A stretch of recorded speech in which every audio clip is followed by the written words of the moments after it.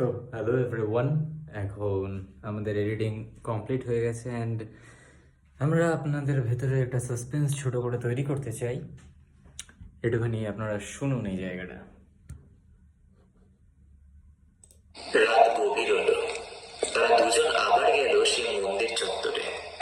ভিড় এড়িয়ে দক্ষিণ দিকের পুরনো দেওয়ালের পাশে গিয়ে দাঁড়ালো তারা। প্রতীক এক হাতে প্রদীপ ধরেছে, আর এক হাত দিয়ে লুকিয়ে সেই লোহার দরজার ছিটখানিটা সে খুলে দিল। অরিন্দম অবাক হয়ে দেখলো দেওয়ালের পিছনে সংকীর্ণ সিঁড়ি নেমে গেছে নিচের দিকে। ভেতরে ঢুকতেই কুয়াশার মতো ঠান্ডা হাওয়া লাগলো শরীরে। দেওয়ালের গায়ে লেপটে থাকা স্যাঁতস্যাঁতে শ্যাওলা থেকে জল টপ টপ করে পড়ছে নিচে। প্রতীক ফিসফিস করে বলে, সো আপনারা বুঝতে পারলেন তো গাইজ, যেতে পূর্বে আমাদের এডিটিং কমপ্লিট হয়ে গেছে অ্যান্ড এখন আমরা WFE প্রোফাইলে আমরা বার করবো এটাকে। অ্যান্ড এখনও ভিএফএক্সের কাজ বাকি রয়েছে। আজকে শুক্রবার রাত 3:19 বাজে।